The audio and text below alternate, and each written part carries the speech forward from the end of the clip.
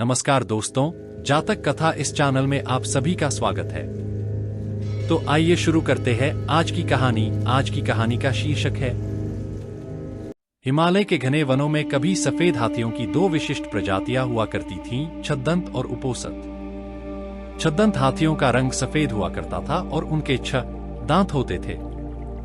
ऐसा पाली साहित्य में उल्लिखित है। छद्दंत हाथियों का राजा एक कंचन गुफा में निवास करता था। उसके मस्तक और पैर माणिक के समान लाल और चमकीले थे। उसकी 2 रानियां थीं, महासुभद्दा और चुलसुभद्दा। एक दिन गजराज और उसकी रानियां अपने दास दासियों के साथ एक सरोवर में जल क्रीड़ा कर रहे थे। सरोवर के तट पर फूलों से लदा एक साल वृक्ष भी था। गजराज ने खेल खेल में ही साल वृक्ष की एक शाखा को अपनी सूंड से हिला डाला। संयोगवश वृक्ष के फूल और पराग महासुभद्दा को आच्छादित कर गए, किंतु वृक्ष की सूखी टहनियां और फूल चुलसुभद्दा के ऊपर गिरे। चुलसुभद्दा ने इस घटना को संयोग न मान स्वयं को अपमानित माना। नाराज चुलसुभद्दा ने उसी समय अपने पति और उनके निवास का त्याग कर कहीं चली गई। छद्दंतराज के अथक प्रयास के बावजूद वह कहीं ढूंढे नहीं मिली। कालांतर में चुलसुभद्दा मरकर मध्य राज्य की राजकुमारी बनी और विवाहोपरांत वाराणसी की पटरानी। किंतु छद्दंतराज के प्रति उसका विषाद और रोष इतना प्रबल था कि पुनर्जन्म के बाद भी वह प्रतिशोध की आग में जलती रही। अनुकूल अवसर पर उसने राजा से छद्दंतराज के दंत प्राप्त करने को उकसाया। फलत राजा ने उक्त उद्देश्य से कुशल निषादों की एक टोली बनवाई, जिसका नेता सोनुत्तर को बनाया। 7 वर्ष 7 महीने और 7 दिनों के पश्चात सोनुत्तर छद्दंतराज के निवास स्थान पर पहुंचा।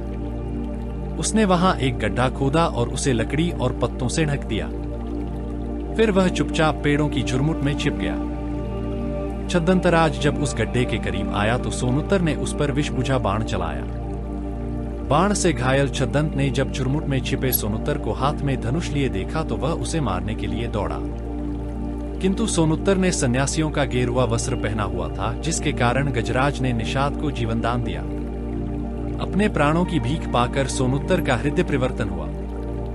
भाव विह्वल सोनुत्तर ने छद्दंत को सारी बातें बताई कि क्यों वह उसके दांतों को प्राप्त करने के उद्देश्य से वहां आया था।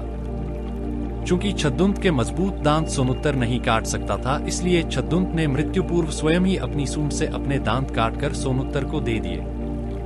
वाराणसी लौटकर सोनुत्तर ने जब छद्दंत के दांत रानी को दिखलाए तो रानी छद्दंत की मृत्यु के आघात को संभाल न सकी और तत्काल मर गई।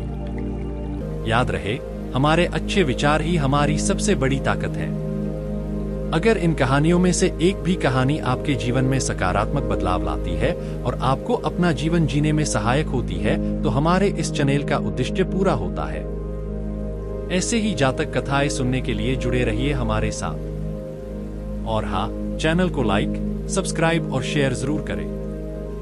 धन्यवाद।